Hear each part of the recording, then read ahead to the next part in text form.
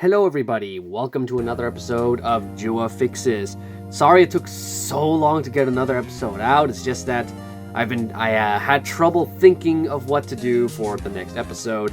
Normally I would just take like a class of creatures, whether it be dogs, ankylosaurs, salamanders, dromaeosaurs, and then just buff the entire class. But it's a little harder to, it's just impossible to do that now. Because Ludia now actually does give their creatures buffs, and it's like nothing like what I would do. These are all the buffs I did, like just reverting this back to the original Brontotherium. But Ludia would probably just give this thing like insanely OP abilities, and that's their idea of buffing a creature, to make the game even more unbalanced than it already is. However, there is now a new thing that needs fixing in JWA, and that is hybrid designs. As we all know, I don't need to say it again, but the hybrid designs for the past year, and honestly more over a year, they've just been terrible. And in the last episode, I proved I can get creative and make my own apexes, because if I just load up my apexes real quick, you can see that I have a lot of them here, and not all of them have designs. Some of them do have drawings, like Sprigonopteryx here, but then guys like Stegopios and Marcy here have no designs, like I did not draw them anything. So, this series, perhaps I can correct that and go back at all of my fictional creations and give them something. And in this episode, we're doing something a little differently. My goal was to create an apex hybrid entirely out of common ingredients. Well, of course, it's not going to be like 2 commons to make an apex. It's going to be like all that, like it's going to have like 2 commons that create a hybrid, and then combined with another hybrid that is also made up of commons. All the non-hybrid ingredients are commons, basically. And I believe all the ingredients I added here are a Troceraptor and a bunch of others, which we're gonna go over these one by one, starting with the common ingredients. A Troceraptor is the first one because it's alphabetical, even though it's not like the first one. I don't think I've buffed this guy in a very long time. I just made this guy a long time ago, back when they made Ghost and whatnot. There we go. Synthetoceras is another ingredient added to this. Pretty decent common, actually. I mean, once we get to Iguanodon, then it's not really good, but then it's a pretty decent for what should be in the common league. Suchomimus is also a part of this. It's honestly one of the main components. And yeah, what did I change in this guy? I honestly don't remember. Oh, I gave you resistances. That's what. Thylacosmilus is another ingredient as that's part of this, with its unique move that I gave to most of the cats. And the last one is Dimetrodon Gen 2. But I never reworked Dimetrodon Gen 2 in any way, so it's not even here. Okay, here's the first ingredient. It's Thyloraptor. This wasn't the first one I made, but it is one of the main. It's like the lowest level ingredient out of all these. Thylacosmilus plus a Troceraptor.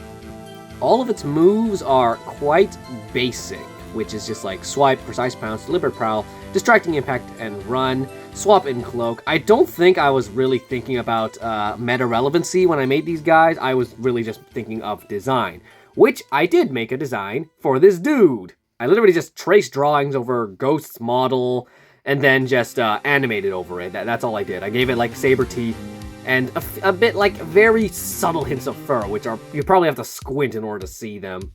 I looked at some images of Thylacosmilus online to get an idea of what to do and stuff like that.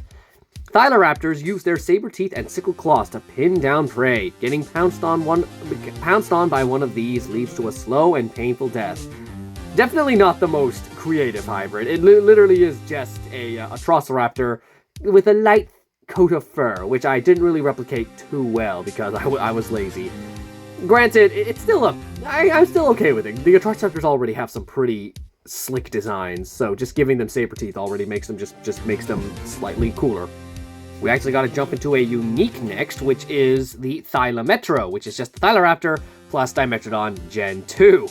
I don't know how plausible it is for like an epic to fuse with a common to make a unique, but you know what? I don't care, because that's the whole point of this video. If I wanted to get something really creative, I could have added made this a legendary and then fused it with another common to get another hybrid ingredient in there. But you know, this is fine. This is like the second time. I'm still not an expert on creating my own dinosaur designs on the computer. with using Toon Boom Harmony to create an animated rig. So this is me just testing the waters, which is why the design of this one is basically the same thing. Actually, I like the design of this one a lot more because I replaced the Atrociraptor head.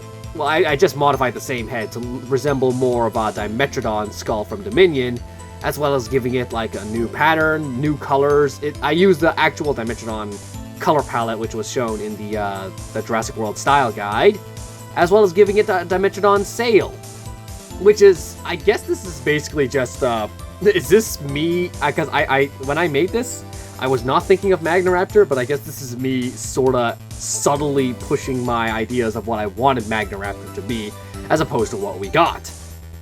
This one is the only one where I actually took a bit of a thought on how good it was going to be. Piercing Swipe. Oh yeah, so that's like a special move where it's the same swipe ability, except now it bypasses armor. And it has Magnet Impact, Decimating Hunger, Debilitating Rampage and Run, Swap in Cloak, and a whole lot of resistances. As for a description, while Thylametro is an adept hunter, this hype prefers to use its sail to appear bigger, scaring competition away from fresh kills. However, if they don't fall for its bluff, it uses its teeth and claws to finish the job. Something I did forget to mention, if you look very closely at the face of the Thylametro and even the Thyloraptor, you'll see I gave it little whiskers, which they're probably more apparent on Thylametro than they are on Thyloraptor. Now let's get to the thing that this thing fuses with. Meet Synthetomimus, which is a Suchomimus, just a regular Suchomimus with the horns and the weird head adornment of Synthetoceras. I guess because it's like a deer, or it's very hard to hybridize deer with anything without just making it like, oh, it's a dinosaur but with antlers. And this guy, Synthetoceras, doesn't even have antlers, it just has little horns, which I just gave it to this guy. To really reference the Synthetoceras half, I did give it a few colors that reference the Synthetoceras from a picture I saw online, which is like beautiful art, by the way.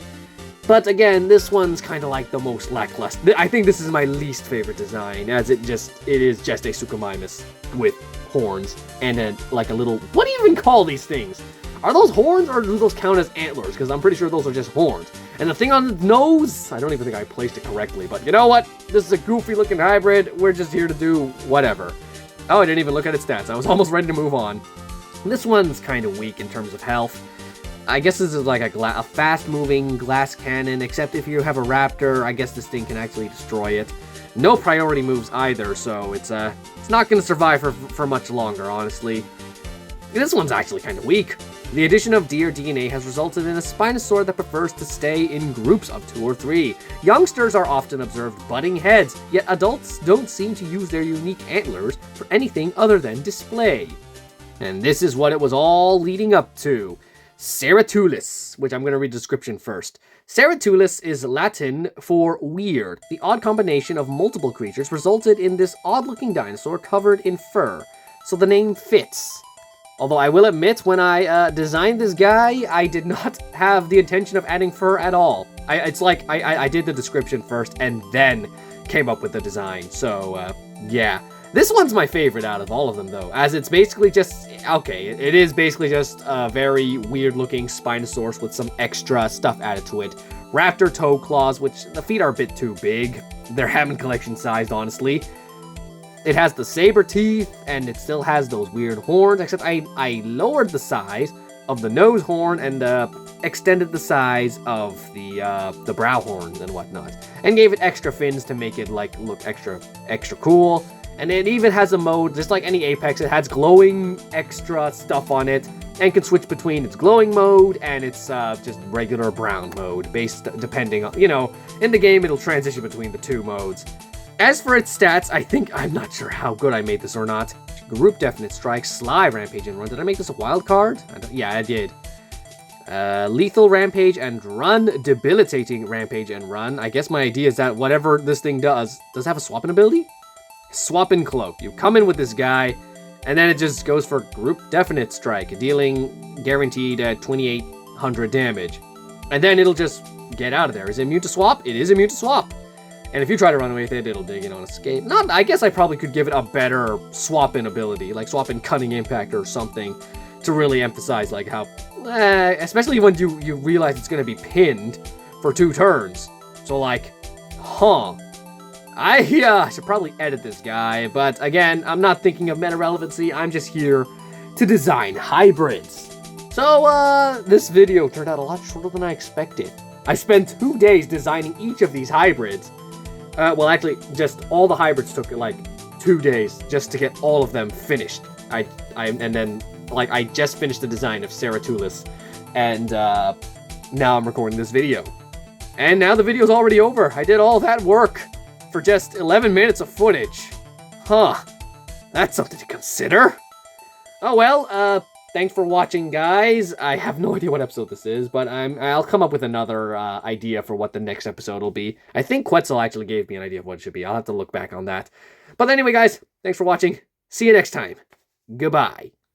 Oh, and don't forget to tell me which of these designs is your favorite. Hey guys, thanks for watching the video from beginning to end. If you want to see more, subscribe to the channel and join the Zainreborn community. See you in the next one. Bye-bye. Bye. Bye.